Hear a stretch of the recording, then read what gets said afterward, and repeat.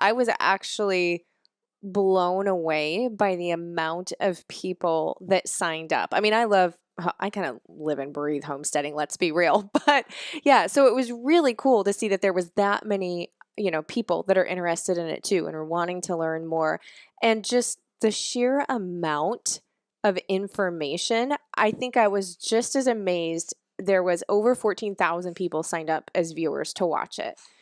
Welcome to Hunt Harvest Health podcast with your host Ryan Lampers, aka the Stealthy Hunter. Howdy. And myself, Dr. Hillary Lampers, where we share our love for ancestral living and the health topics of the modern age. You can follow us at huntharvesthealth.com, Instagram, and Facebook for more podcasts, recipes, and stories. All right, let's do this.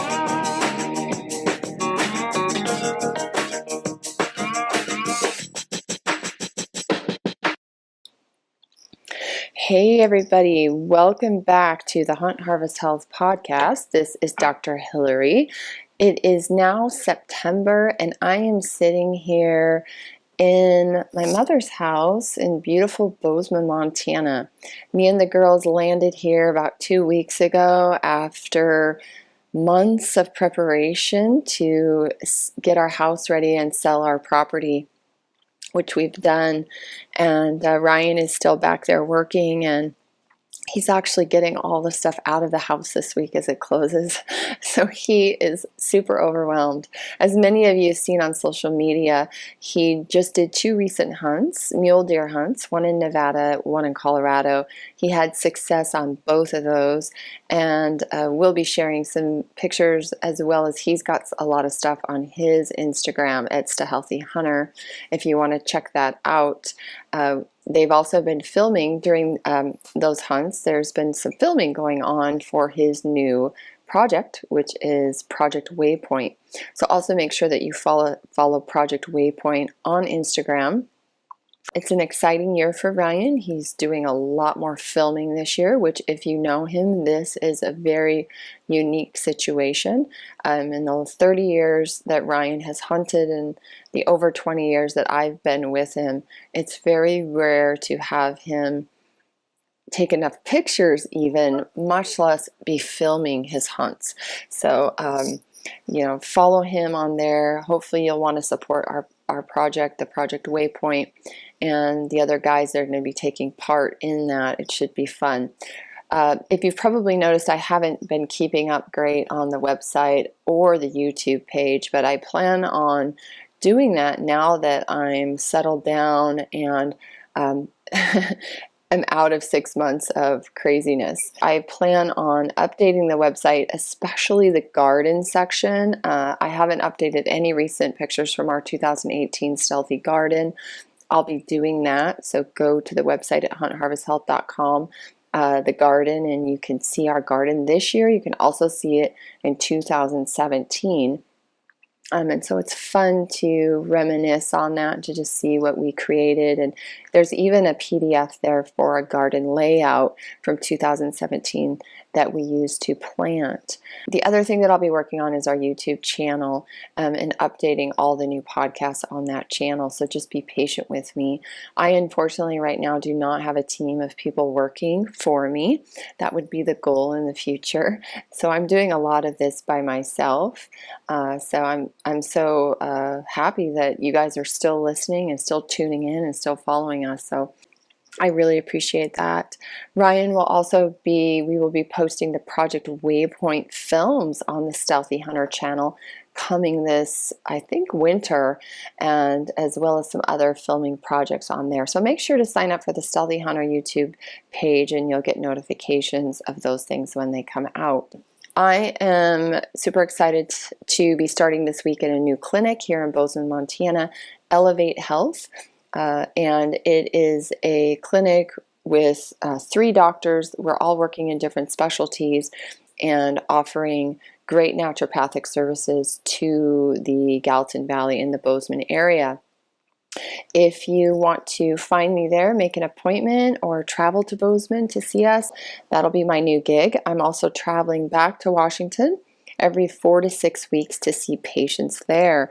I am just happy to be here and happy to be starting this new phase of our life. And we are already beginning to look at properties and to find the place that we can really turn into what we've been dreaming of for a long time. It's going to be hard to obviously replace what we had in Washington. And there's no doubt in what I've heard from, I've gotten emails from so many people about the difference of gardening in obviously Montana versus Washington or the Pacific Northwest. And I completely agree with you.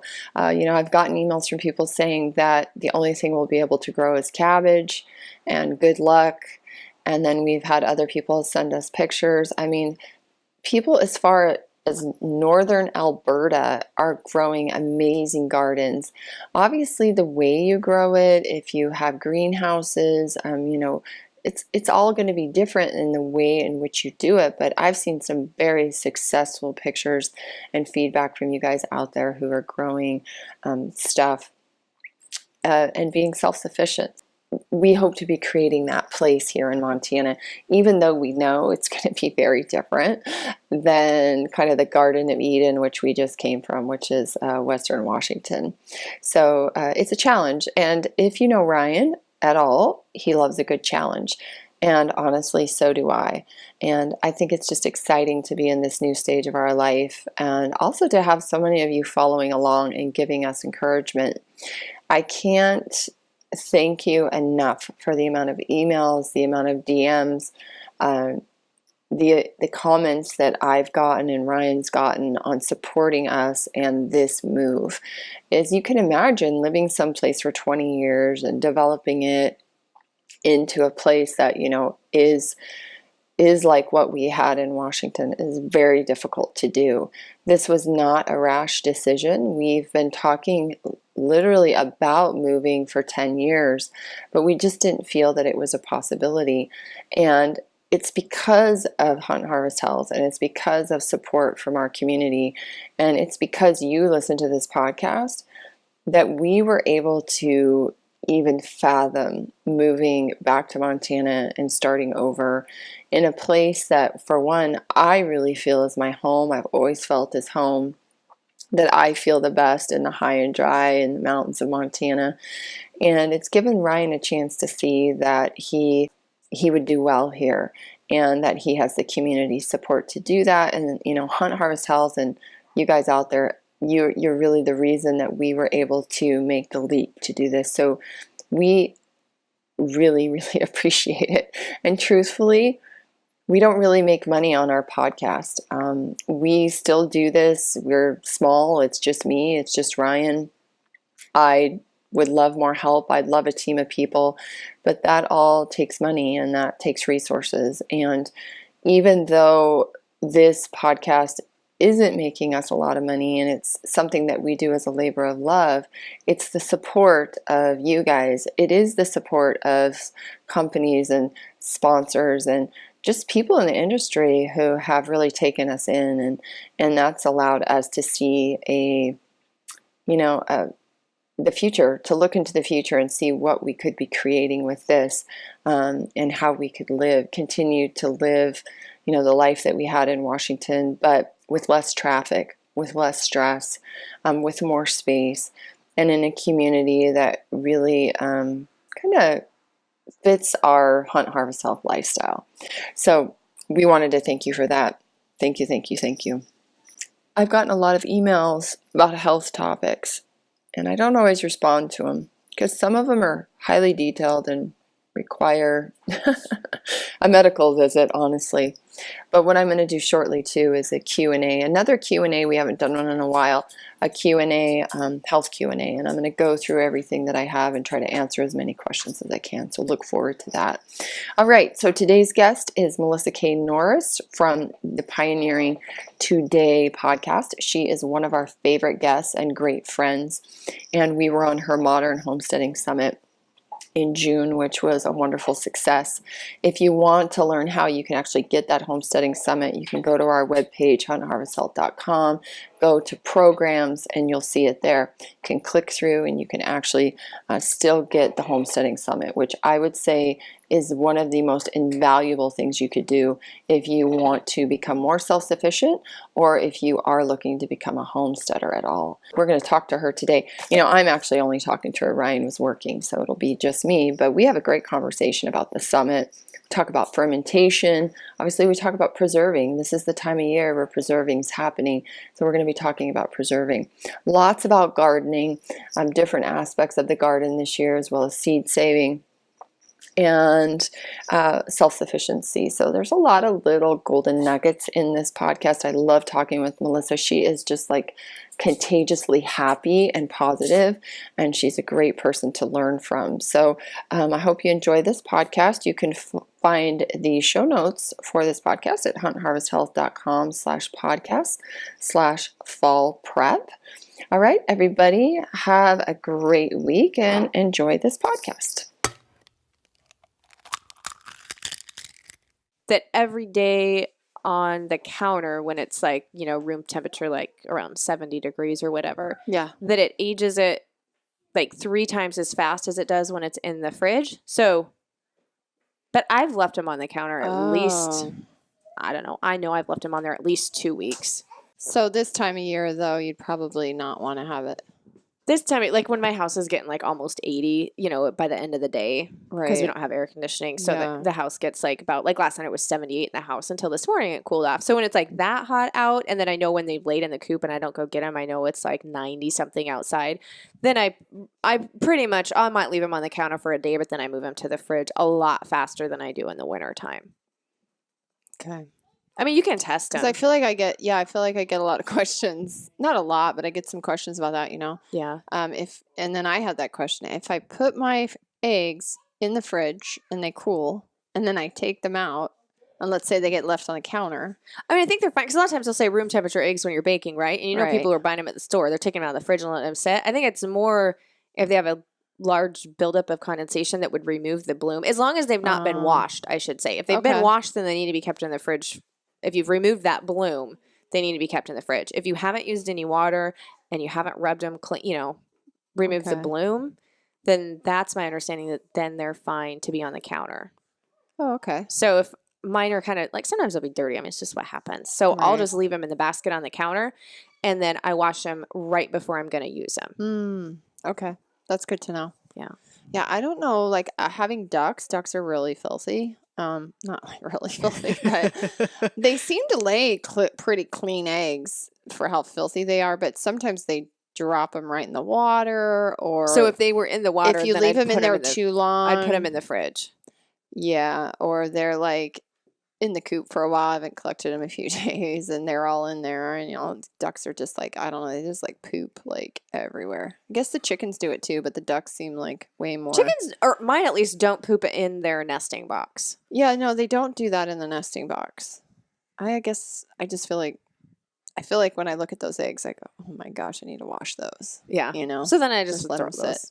But we have some new layers of little chickens, and they lay this The baby tiny eggs. little eggs. I took a picture I have it on the Instagram. It was like 5 or 6 different types of eggs, different colors, different sizes. The duck eggs, of course, are the big white ones, and they're that translucent, almost looking shell, and then the really white ones, and then the bigger orange ones, and then speckled orange, and the little tiny orange ones, and then little that's tiny cool. tan ones. And they're all so different. So it's kind of cool to see that. But yeah, we don't have any roosters, which is good. I don't either. So I don't have to worry about that. But we Yeah. do have 3 male ducks that we found. We bought one to keep his girls company, and then we bought babies, and 2 of them turned into males. So And they haven't been bothering your female hens? not recently. You know, we had a male duck. We had a bunch of ducks, and they got taken out by raccoons over time. And we had 1 male duck, and we had a rooster at the time.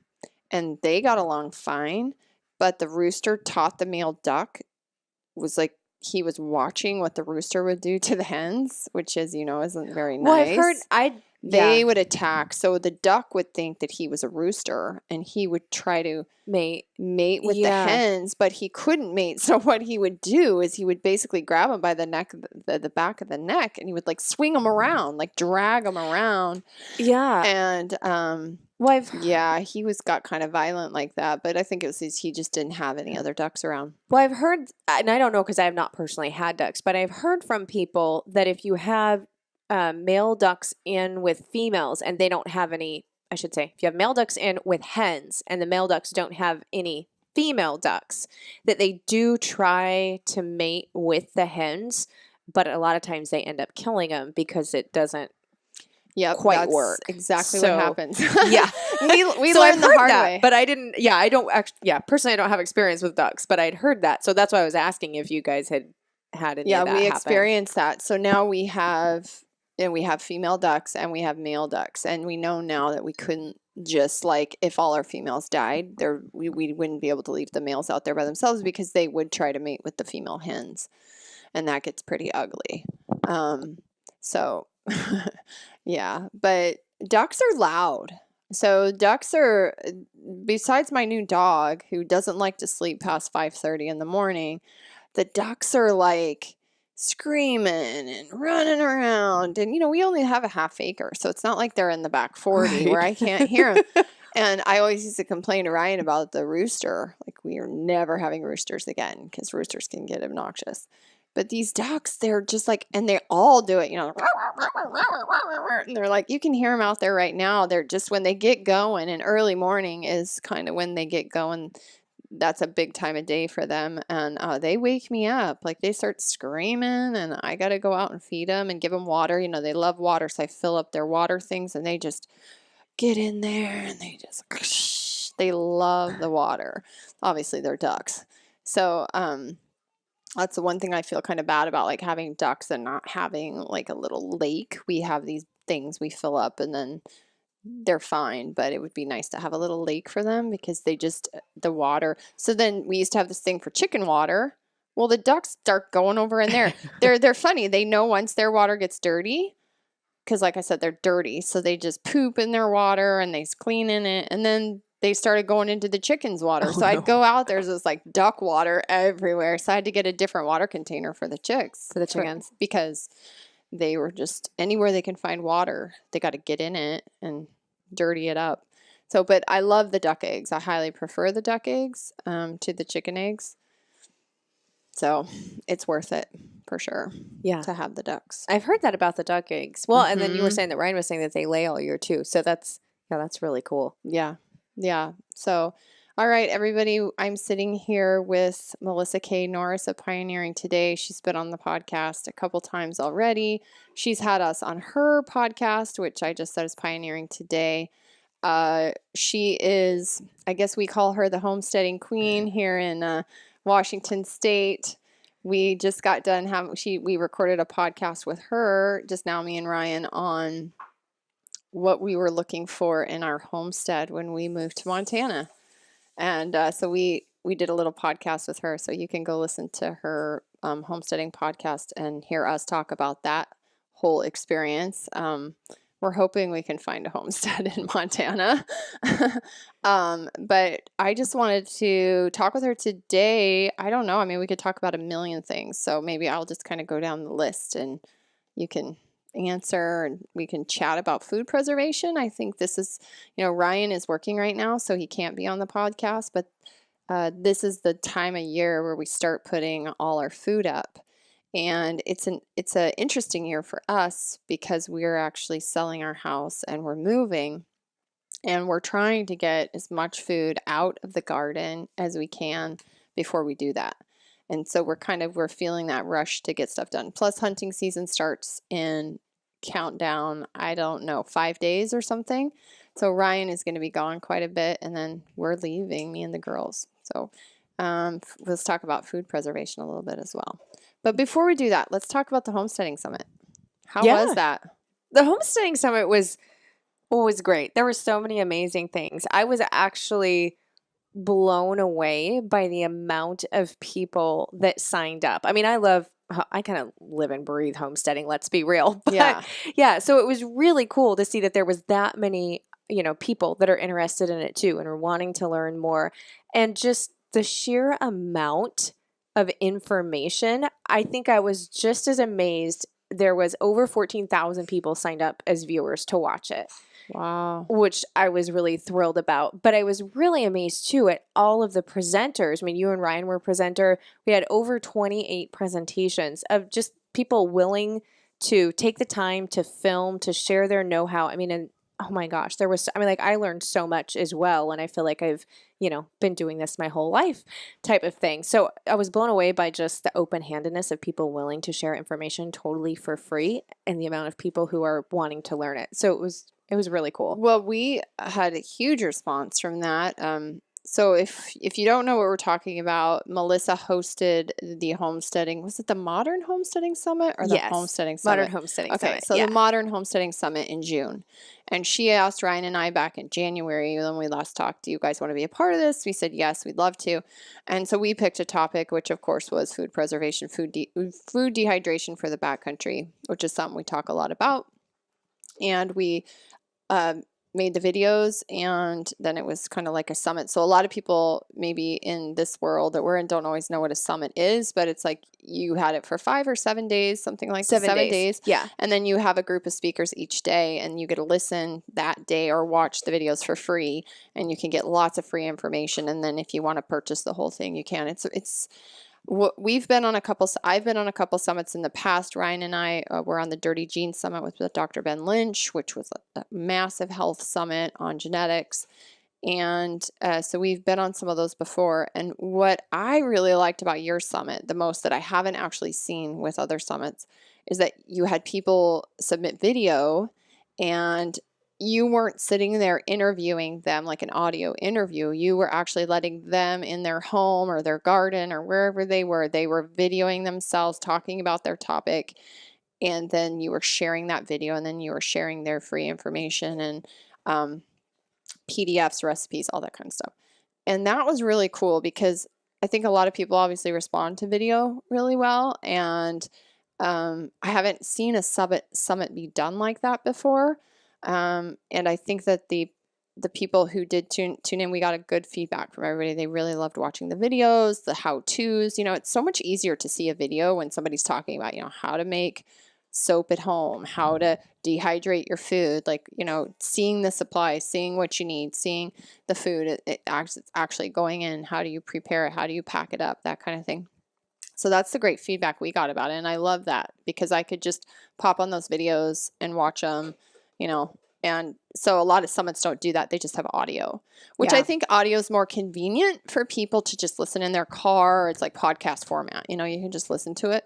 But I think having the access to the video too was really cool. Yeah. I'm a podcast junkie. I mean, I love listening to podcasts. I learned so much, but I think when you are really trying to learn a skill, like learn how to do something specifically, like for me, like I had never made cheese before, like a hard cheese. I've never done hard cheese. Cheese making is something I want to learn how to do. It's just not something, that I grew up with or we've taken on yet ourselves on the homestead. And so I can hear somebody talking and walk you through, like you could call somebody up on the phone or hear on a podcast about making cheese. But I need to actually see, well, what do the curds look like when it's time to cut them? Like, how do you know, So Right. I think for when you're doing how-to teaching, I think that video actual, like you said, bringing you in and step by step is just crucial. And so that's what I wanted to create with the summit. I'm like, I want people to actually be able to sit down, and when they're done watching this, they actually know how to do it. I mean, they've got the steps, they know what stuff's supposed to look like, and they could actually, turn around and replicate this. Mm-hmm. How did you feel after that? Was it a lot of work? Yeah. Would you do it again? I'm not sure. I've actually been thinking about it, and I think I may, so don't hold me to it. If you're on my email list, you will know if I decide to do it way in advance. I think I may do it every other year, but I don't think it's something I'll do every year. I had highly underestimated the sheer amount of work it would take. And it was worth it. I mean, don't get me wrong. Like I love being able to give people free information and teaching them how to do that. I really do. But I told my husband, I said, I don't know if I have ever been that stressed before. Just trying to make, and it wasn't even, I mean, there was a lot of work involved, but it was, I wanted to make sure that everybody involved, not just the people watching the videos, that everything went off without a hitch, as far as uploads and that. But I wanted to make sure the people that had done all that work, like you guys, all the presenters, everybody who'd done all that work of filming, that it was a really easy experience and that they got a lot of, reward out of it too. So so stay tuned. We'll see. We'll see. Well, from what I understand from the colleagues that I've had that, because mainly in the health world, there's been a lot of summits, the autoimmune summit, the Lyme disease summit, like there's so many summits going on all the time. It's a massive amount of work. I had considered doing a summit back before I ever got involved with Hunt Harvest Health, on health topic. And the guy that I consulted with had done a big autism summit. And he was like, yeah, I don't know. You may want to really rethink it because you have to be strategic in the people that you pick that have lists. There's all these rules and you don't think about it. When you get excited about a topic, you're like, I just want to talk to people about this topic. But it's kind of like we had talked about earlier off mic is, what is your return on investment on this? And that's a really important kind of bottom line thing. What am I, how am I going to, where's my brand going to go? Am I going to get paid for this, literally months and months and months of work that I'm going to do? So you have to really strategically be thinking about those things. And, you have to be super organized, right? You've got to be on top of it. None of this, so I think I commend you for doing it because I know it's just a massive amount of work to pull that many presenters. How many presenters did you have? It was 28. Okay. So you pulled 28 presenters together, manage them. I know I was sending my stuff 2 days late and sorry. And you're probably oh, you stragglers.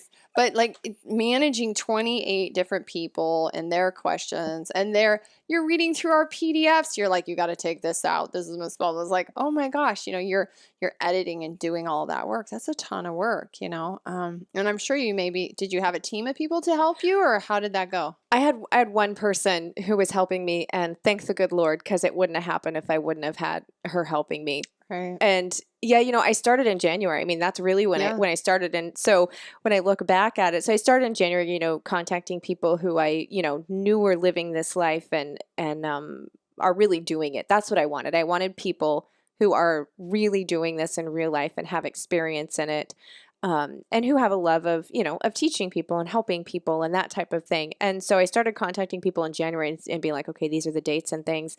And then all of, it was 2 months of pretty much 40 to 60 hours a week, honest to goodness, for 7 days worth of, when everything was live. So, yeah. But it was, it was a good learning experience. I think we always learn. And so I don't regret doing it at all. But I definitely, if I do it again moving forward, I will have to bring in more people to help. Mm-hmm. And, once you've done something once, then you kind of know where, okay, this is definitely where I can improve or make things go faster. So, yeah.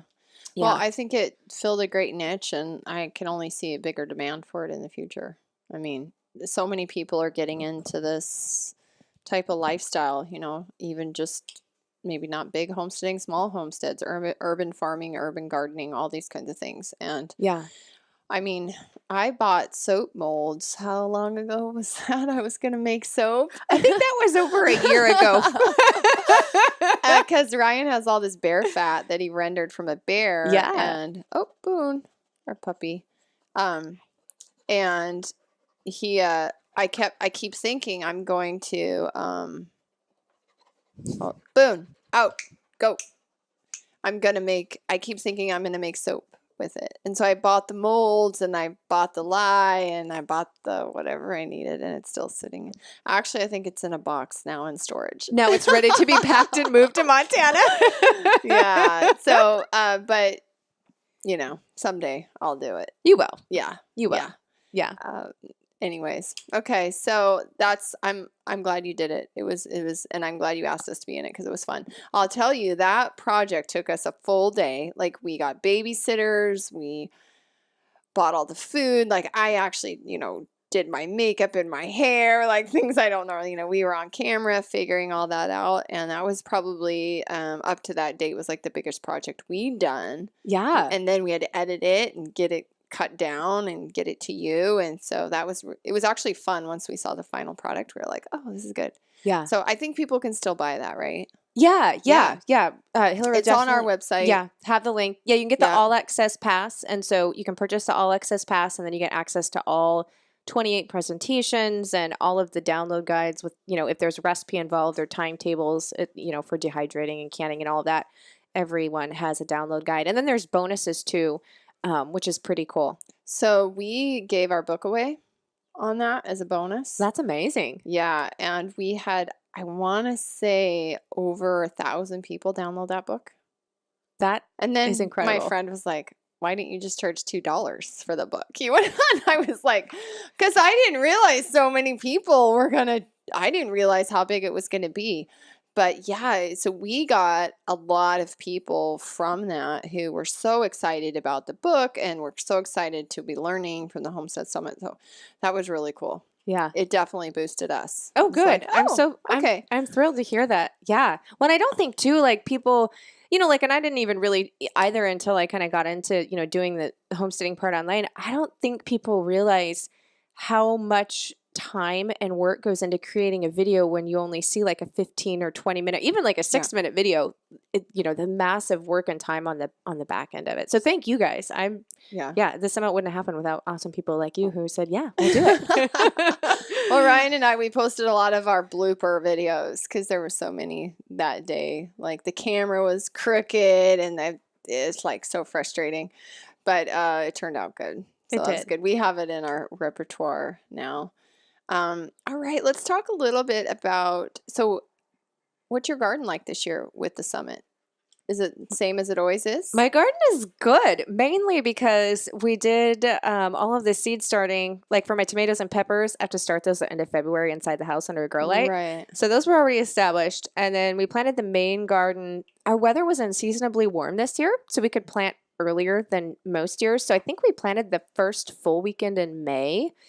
So by the time the summit came, everything is just, starting to grow, but there's really no harvest yet. So that part was kind of perfect timing. Yeah. So the garden is going great with all of the sun. In fact, it feels like the berries, like Hillary and I were talking about this earlier before we started recording. I feel like the berry season was almost shortened for the raspberries and even the blueberries because it's so hot here in comparison to our normal summer temperatures. That the normal picking, like normally I can pick raspberries for like 3 weeks, and mine are, they're on in June. They're June bearing, and it was like a week and a half, and then they were gone. Like it was just too hot and dry for them. We have so many raspberries on our property, and they're usually hitting about June, and I feel like they went really, really quick. Yeah. And the blueberries too, but the blueberries you got to be careful. The birds sometimes get them before you can get them. We only have a couple small little plants, so I wish we had more blueberries, but. It went by quick, and the blackberries are huge and like producing right now. Yeah. So the heat has really made a difference with that. Yeah. I also feel like maybe just because we are moving and like all the stuff we've had to do this summer too, I feel like the summer's gone by super fast. Like it's already canning and preservation season. Maybe it's just because I'm getting older. Like every single year of my life seems to go by faster. So I don't know if it's me or if it's because we have had an unusually warm summer or in spring. So I feel like, I don't know. I just feel like it's come super fast. Like bam, the blackberries are ready. The beets have been ready. We're going to can beets today, I guess Ryan told me. I just say yes, okay. Yeah, I've got a big canning weekend coming up this weekend. It's supposed to cool down, and I do try to plan like my big runs, like if I'm going to be doing the full canner, which with the All-American, it's 19 pints. So when I'm going to be heating that bad boy up, I do try to plan it. Like I look at the forecast, and as long as the produce is going to make it to where it's still prime, I totally try and kind of do batch days on a cooler day where I can just get a whole bunch done. But it's funny you bring that up because I remember when I was little, I must have been like 8 or 9 years old, and my dad would always say, I felt like time crawled when I was younger, Yeah. and he would always be like, oh, he's like, time just goes so fast the older you get. And oh my goodness, I don't even feel like I'm that old yet. He is so right. So I'm with you. Mhm. I think it's a combination, but it just flies. I can't believe it's already like I just actually last weekend started planting the fall garden. I'm like, I'm already putting the fall garden in. Oh, This is wow. crazy. Yeah. Yeah, it just kind of hit me too that I've only got a couple weeks left in my garden in this place we've been in 20 years, it's and the thought of like we were just joking about, we're leaving our ducks and our chickens because we're not moving right into some place super fast. We're looking for that place and it's going to take us time. But like I'm going to be buying eggs at the store and like produce at the store or from the CSA or the market or, the farmers or whatever. But it's still kind of surreal because this time of year and even, I mean, we're pulling carrots out of the ground till probably November or something, Yeah. I feel like. Yeah. You're just always getting something. The grapes start coming in September, October, and the peppers. And it just feels like I've had that. And now I'm just going from like, not to have that. And that's kind of a surreal thing. You get used to it, or I guess maybe take it for granted a little bit. And that's going to be a big transition. Yeah, that On will. one hand, it's a big transition because it's so wonderful to have all this wonderful food. And on the other hand, it's like, what are we going to do with all our free time? Yes. Actually, Ryan will be here madly canning tomato sauce, and I will be in Montana, Yeah. taken back. No, that's Yeah, funny I'm because joking. the end of summer and the beginning of fall, especially, we plan our vacations around the garden. Like, I kid you not. I know, I Because, understand it. yeah, you have to. And so I understand what you're saying because it does take up, I mean, we plan our year around our food production. We really do. And so if I didn't have that, you're right, there would be a lot more free time. Mhm. You're trading your, time for dollars in a sense even with gardening, you're putting your time in, but you're getting this, free, awesome, nutritious food. But there is a time factor to it. Mhm. Yeah. Yeah, you save money, like you said earlier. Like you're saving money not having to buy all that food, but you're putting time in that, you could be spending doing other things. And I've complained to Ryan for about that for years. Can we just go on a family vacation for like a week and go like jet skiing at the lake and like no, because the tomatoes might burn. Like we got to be home. We got to can that kind of stuff. So, and even though I complain about it, like I said, the thought of like not having that, that's kind of a strange thought, even if Yeah. it's only for, a year or two or whatever. But yeah, it's nice to I feel like having that work and having all this stuff that you have to do, quote unquote, is actually like it's a really healthy part of our life. Yeah. So even though it's work, it's a really healthy part of our life. Yeah. And it's a rewarding work. It's different. I have to say, it's very different than punching a time clock and getting a paycheck. When Yeah. you go to the pantry and you look at these jars of food that you grew yourself and you preserved, and there's a pride and a satisfaction that you don't get. I mean, a lot of people take pride and satisfaction in their jobs, don't get me wrong, but it's different, I feel. There's a different level there. Right. Very, very true. So what is your favorite thing to do this time of year with food preservation? Is it sauces? Is it jellies? Do you have something that you really, Well, this time of year, when it comes, because canning is kind of my glory thing. There's lots of ways to preserve food, but I Yeah. do love canning. Canning's like my first love. I've got some Okay. more that came after, but I love my canning. And this time of year, honestly, when it's like really like right now with the time we're recording this, it's going to be, we live up in the mountains further in than Hillary and Ryan. And so it's going to be like anywhere from 95 to 98 degrees Fahrenheit. Mhm. And we don't have air conditioning. And so when it's this hot, I actually will do fermenting, I'll do dehydrating, kind of anything that is not heating up my kitchen and the canner. So it Mhm. really depends on the weather.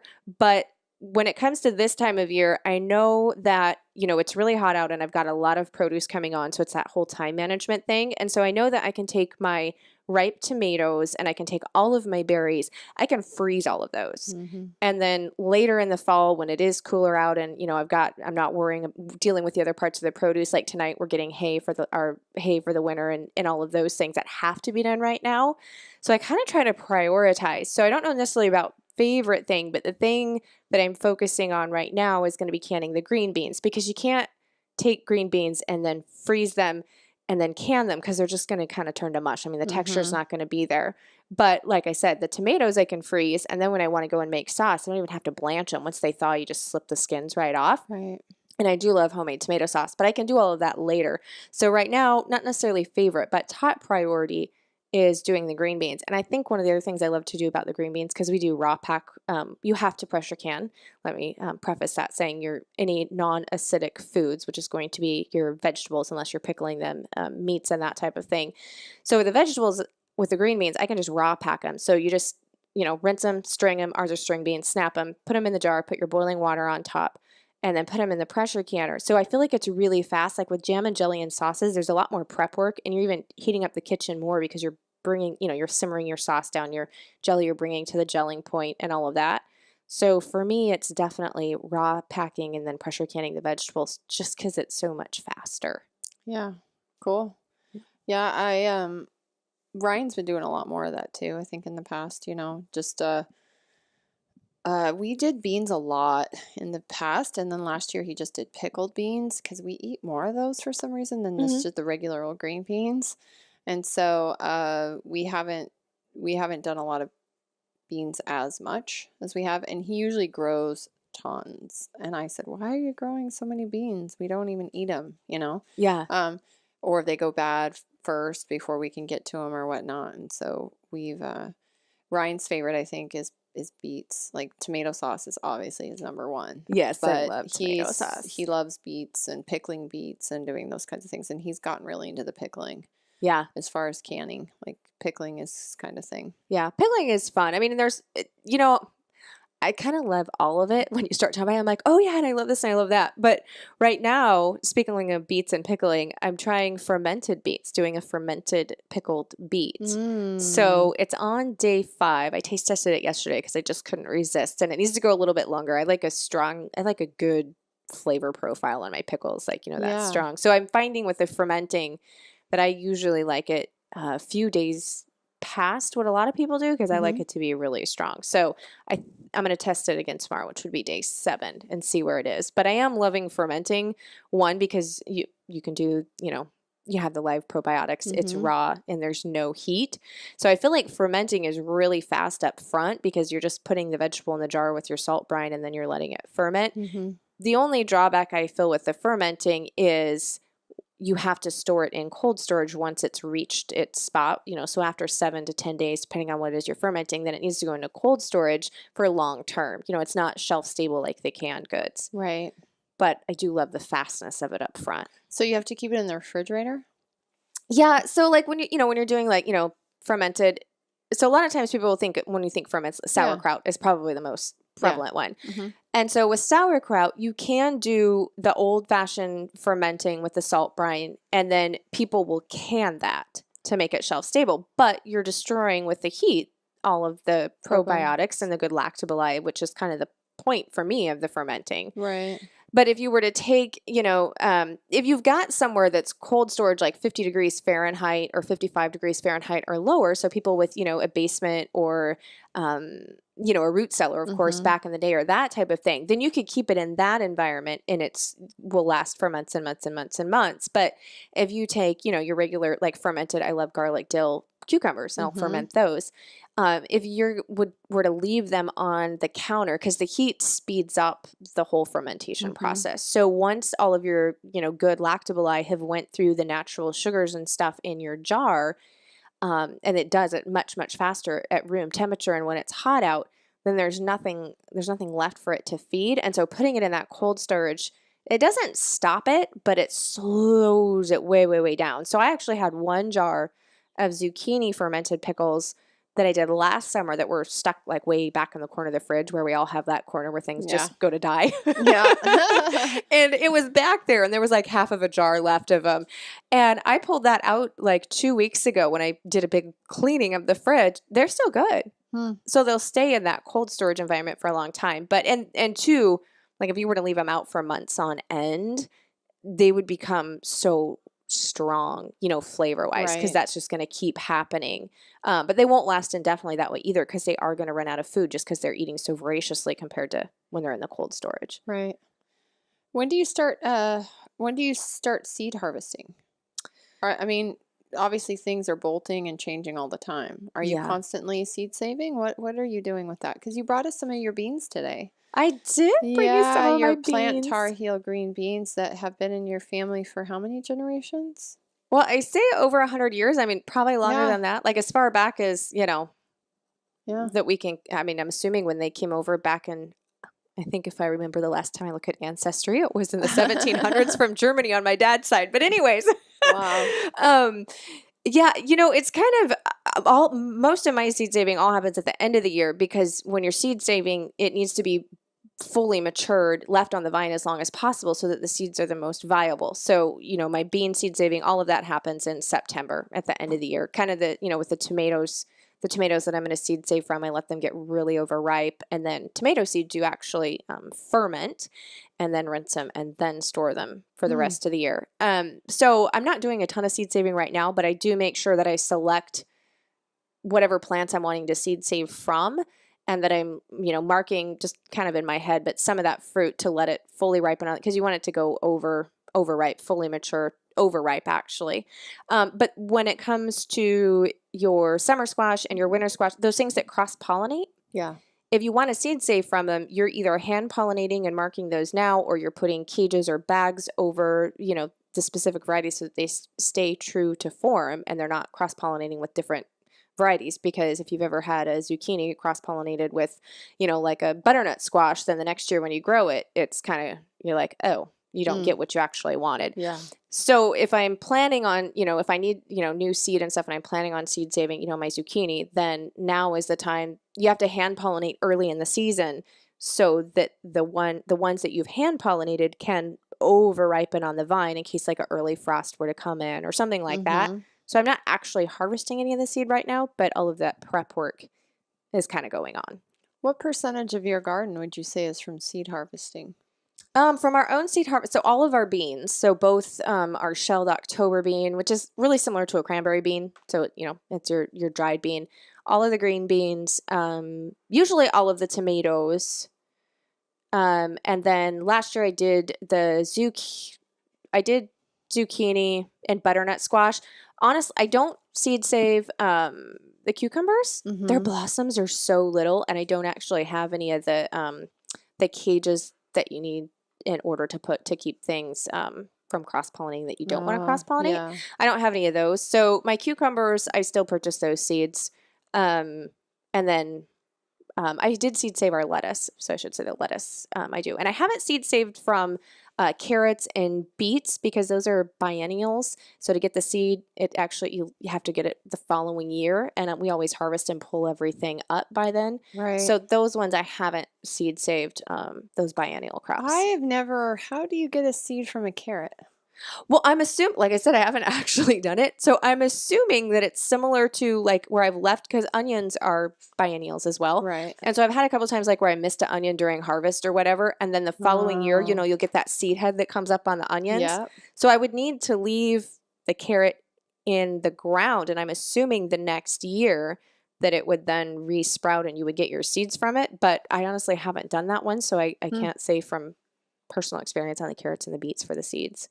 Yeah, I can't remember ever having any of those. Ryan may sometimes we do get those rogue things that go someplace else and then they pop up. Yeah. Leeks will do that. I feel like leeks do that. Onions do that. Yeah, we have the same thing with the onions. Yeah.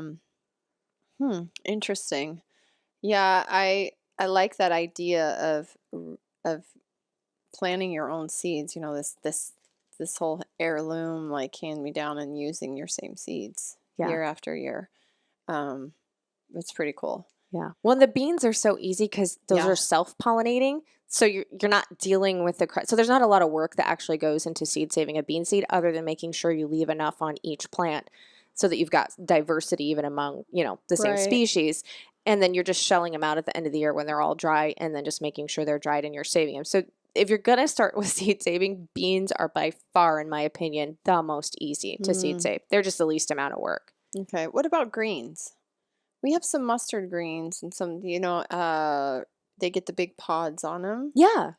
Like mustard, I don't know, pods, and then they have the seeds in them. Yeah. Are those greens self-pollinating or do they cross-pollinate with? They cross-pollinate, and I actually have to look up in a seed-saving book or online which species cross with which when it comes to cross-pollinating, Yeah. because even when it comes like to your summer squash with your winter squash, certain of the families of, oh goodness, I don't have Latin, but of certain ones will cross and certain ones won't. So some people will plant, if they're really wanting to seed save everything, they'll plan their garden that way. So they'll pick just the species that won't cross-pollinate, provided you don't have a neighbor's garden who is close to yours, because that will cross-contamination as far as seed saving goes is with cross-pollinating, and they'll plant it that way. So I'd have to look up to see, like with the mustard green, is that going to cross-pollinate with spinach? Is it going to cross-pollinate with your specific lettuce varieties? And I don't have that. I don't know that one, honestly, I You don't don't remember know off the top all of my this head. stuff off the top of your head? I don't, darn it. Ryan told me I could pretty much ask you anything. Well, I'll tell you what I don't know. I will tell you that. If I don't know, I will tell you. No, I think it's just it's like a whole new education, right? Like, Yeah, it's like the reproduction of plants. Yes, which exactly. is, It's fascinating. very fascinating and complicated in a lot of ways. Yeah. To understand that, to grow your food, and how nature itself just figures these things out, right? Yes. And then how humans figured it out. How they figured out what they needed to do in order to keep these things. Right. Well, I going. mean, and even, the whole ecosystem, the way nature was designed, that I believe that God created nature.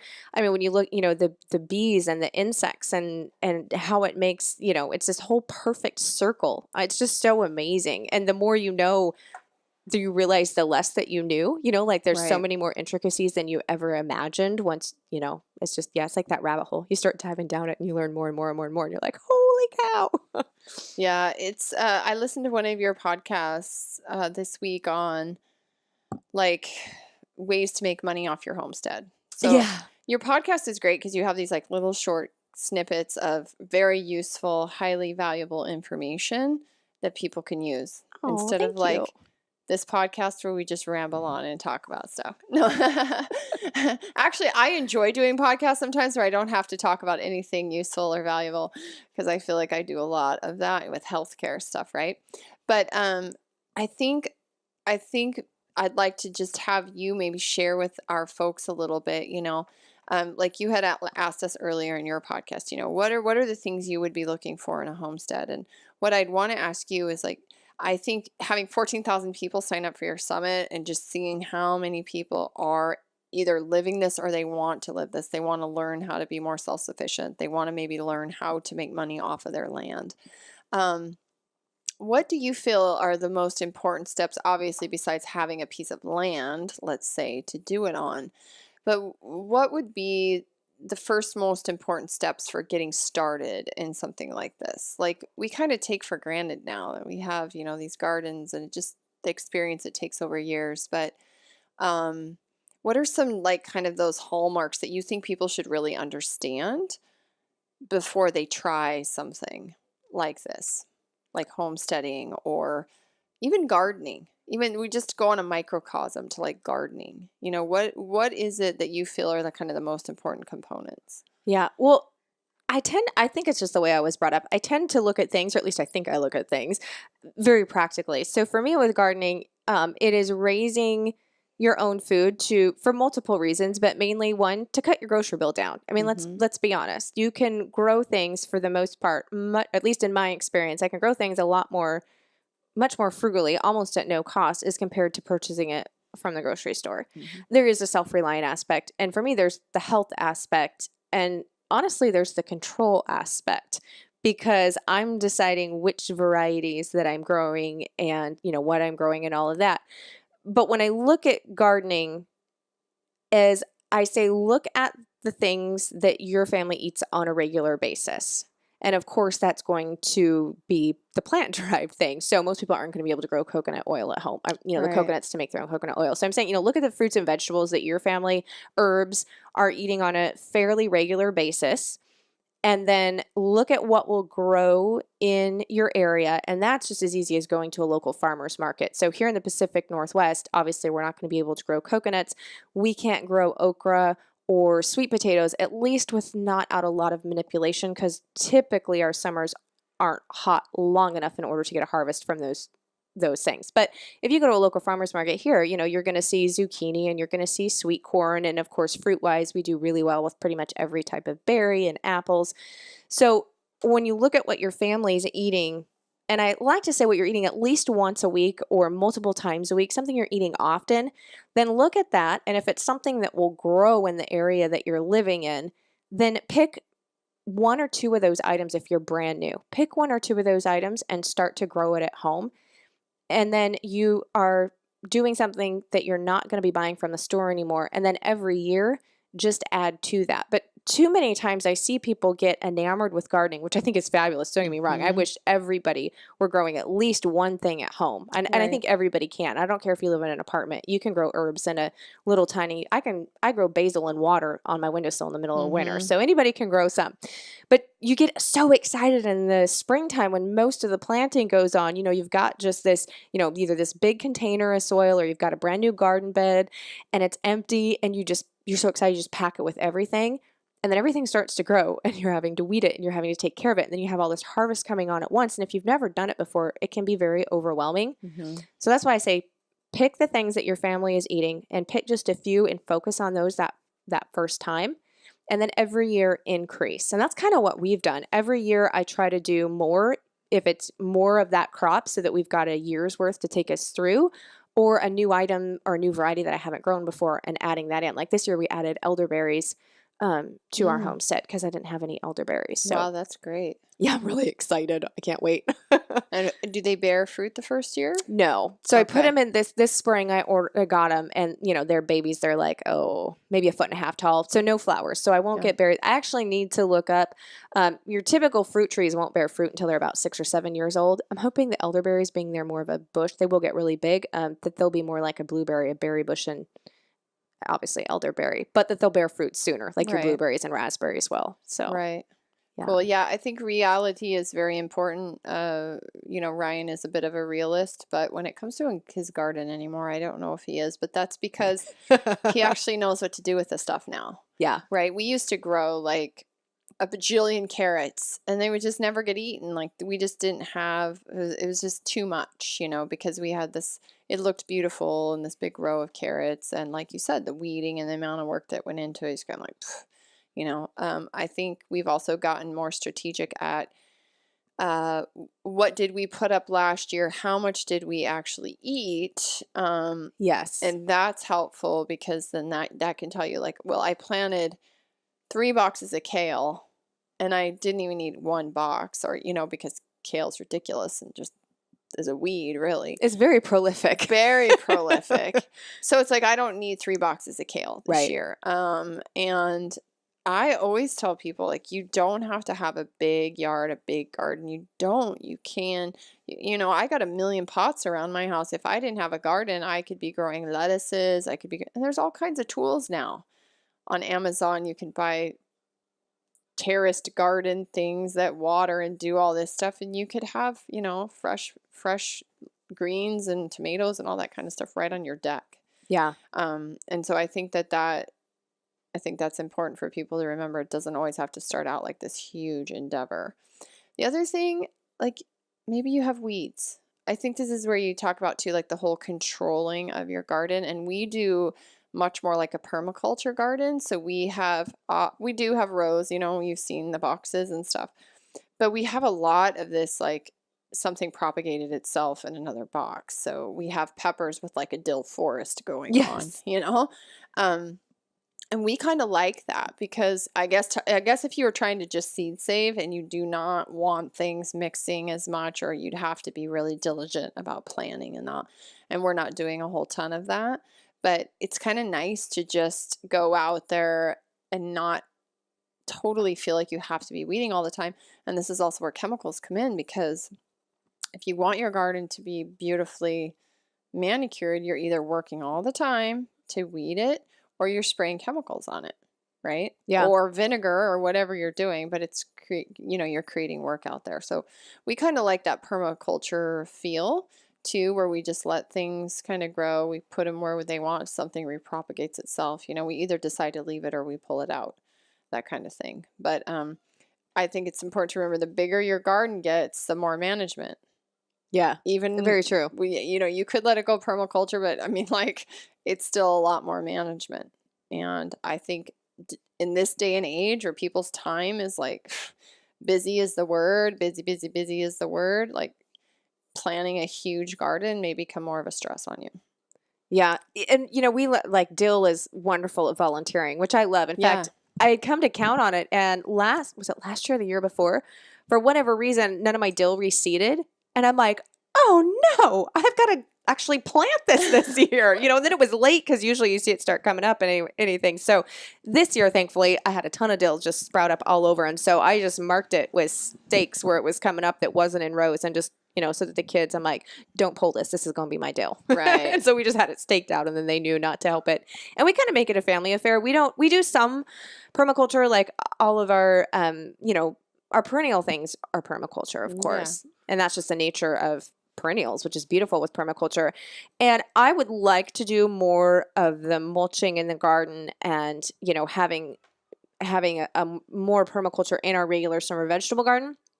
But here's where, when you're married and you both have ideas of how something wants to be done and they don't align, which I know you and Ryan, every couple has this. And so my husband really loves taking the rototiller, and I'm sure this is going to cause controversy somewhere, but I'm just we're going to lay it out. And so he'll plant the rows and we kind of plant the garden together. The garden is a family affair. My kids help weed, I help weed, everything. But he will plant it so that he can go through with a really light till just on the very top surface and chop down the weeds in between the rows. And then we only have to weed right around the plants. And I only weed when the plants are in their infancy. And then once the plants are well established, I really don't weed a whole lot even in between the plants. I'm like, they're growing good and they're established and we're just going to let it go. Purslane's edible, lamb's ear is edible. So those weeds can just go. They also are probably amending the soil and doing things to help the microbiome within the soil. They do. And, I think that there's that to remember too, is that a lot of these things we consider weeds, they're actually beneficial to the microorganisms and stuff that are within the soil. So if your plant is established and it's healthy, going and making sure it's beautiful and weeding all around it, you're also disturbing the soil. I think if you want to talk about fertilizer and these kinds of, some of those things are helping the soil. Yeah. And I did a podcast just on soil, and soil is I have this newfound mission that if you want to save the planet, you need to learn about soil. Yeah. Because we've just decimated our soil, and our topsoils. And, in that it's you talk about the microbiome of our bodies is the microbiome of the planet. The soil structure is vital to life. We cannot live without good soil. Right. Well, right? Yeah. I mean, if your soil's not good, you're not getting the nutrient based in those plants, even if they're growing, that you are from something that's growing on really fertile soil. Because if the nutrients isn't there in the soil, the plant can't pick it up and have it in it if it's not there. So no, soil is a huge thing. And, and even with my husband, us doing that, and I don't mean this like I'm throwing him under the bus, but you have to do what works for you in your garden. That, in between the rows and stuff. It's to sit down and weed all that. And this year he actually put beauty bark down. I couldn't believe it because, we have 11 minutes on this card, so I'm just watching so it doesn't die. Okay. He put beauty bark in there, which he's never done. And that helps a ton. So he could till in between all the boxes and everything. And then he laid that down and it helped a ton with weed control. It's good at suppress. Yeah, if you can do a mulching and a layering suppressing. Yeah, the mulching and the layer suppressing. This year I did a bunch of research on the lasagna gardening style. Do you follow Charles Dowding on YouTube? I don't follow him, but I'm familiar with the lasagna gardening. Yeah. Yeah, he's got a half acre and he lives in England, but he has a half acre garden that him and his wife, they sell CSA boxes or something off of it. And he just started doing YouTube video on the no-dig gardening and what he can grow, with no-dig on this small piece of property. And it was really cool to see what he was doing without even rototilling, just basically amending the soil and building it up and planning in that and that kind of thing. Like So my I told Ryan that we're gonna like do a no-dig garden. He was like, "What?" I know. So I told my husband, I'm like, well, what if one year we test it? Like half the garden we do my way and half of it we do your way. So we'll see. You know, and that's kind of the beauty about gardening is a total experiment all the Yeah. time. You're experimenting every year. I'm trying something new, seeing if it does better, you know, and if I continue to do it. But the one thing is if you just do like we're doing like I said, a very light till just on the top. Mm-hmm. And it does take the weeds and it just chops them back up and then we just leave them in there. I don't remove those from the garden. And so we had our soil tested this year and the natural plant matter that's in our soil is like excellent. So even if you are doing that, if you just leave it to you're composting it, you know, just in the garden, you know, if you're leading those plants, the weeds, you know, just let them lie. Yeah. And let them just work back into the soil. Yeah. Yeah, that's what I was talking about. They're Yeah. feeding the Yeah. feeding the soil, because the crazy thing is in soil, it's not just like people think it's just the soil. There's actually bugs. There's bugs around the roots of your plants that have to be fed, and then they get fed, and then they get consumed, and it's the die-off of these consumed things that feeds your roots of your plant. Like the whole process is crazy, right? It's really cool. And if it doesn't get that dead matter and all that stuff going down into the soil, those bugs are going to get disturbed, and then like the roots just basically don't get any signal to grow. Yeah. And I guess we call it nutrients, but there's like that whole complex soil microbiome in there, which is crazy. Okay, any other like things that you feel like getting people to start in a garden besides reality, waking up to like, you know, what you can and what you can't do? Yeah, just to start, you know, too often we get these great ideas, just like you with your soap. You bought your soap supplies and you didn't do it. Like just start, learn as you go. I mean, that's the best learning tool. Honestly, you can read and research. I'm not saying that you shouldn't do some research. Don't get me wrong, but sometimes we can research things to death, or we can plan things to death. And there's something for just jumping in and like, we're just going to do it this year, and just do it. I think there's something for learning as you go. That's almost better than almost any school. Really, it's the best teacher. Yeah, experience. Learning through the school of hard knocks, I guess sometimes is what it is. And gardening is definitely that. Yeah. You could just start growing some sprouts on your countertop.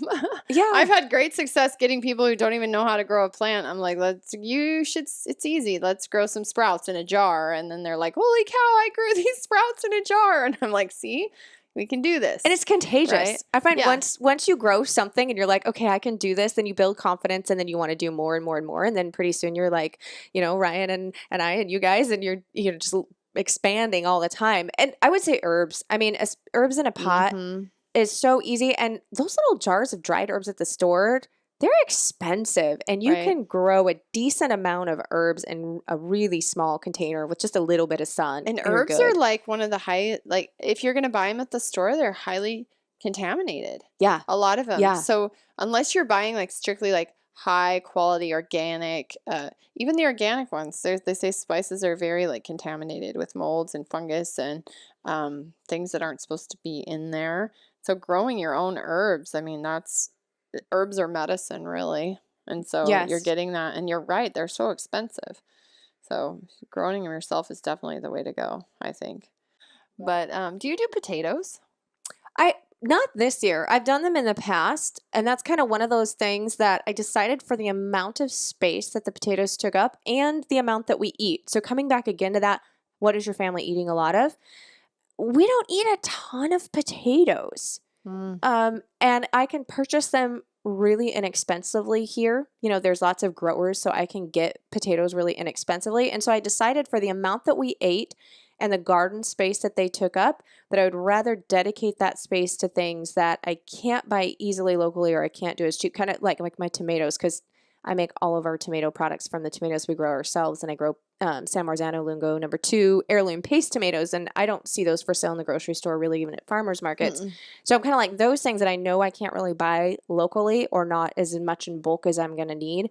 Then that's what I give prime space to the gardening. So just like you guys said, knowing what your family is eating and what you're consuming of what you're growing and preserving. And sometimes that changes. Like we used to grow potatoes, but I found we weren't really consuming them as much as we were other vegetables and other crops. And so we just stopped growing Yeah, them that's now. true. Yeah. Don't grow those things that are going to be a waste and you're not going to eat. Well, our time is up. Almost. I've got a few minutes left on this and then we're going to get cut off. So I really appreciate you coming and just kind of chatting with me. Thanks for having us on the Homesteading Summit. Everybody out there, if you don't have it already or you didn't watch it, go to our website. You can find that. There's a link under, I think it's programs for the Homesteading Summit, and get information on that. Like Melissa said, it was a lot of work, but it was really, really worth it. Lots of great information on there. And we're going to be moving, so I just wanted to like get together with you and just chat a little bit, and we'll do some more stuff maybe this winter. Yeah. But we really appreciate you I know. being friends with us. I'm And so glad I gotta come see you again in person. I'll try not to get weepy. I don't like goodbyes. oh, well, we'll be back. Yeah. Good, So good. everybody listen to her podcast, Pioneering Today. It's great information. Ryan is constantly saying to me, did you listen to Melissa's podcast this week? Did you hear what she was talking about? I'm like, no, because I don't sit and drive all day, so I don't always get the pleasure of listening to tons of podcasts, but great information, so make sure to tune in. All right, Melissa, have a good day. Buck and hail, or what do they call it? Buck and hay, girl. Buck and hay. Buck and hay tonight. Hail, not hail. Hay, buck and hay. We don't want hail till the hay's in. No. In 90-degree weather. Yeah. Yeah. Yeah. All right. Thank you. You're welcome. Okay. Bye.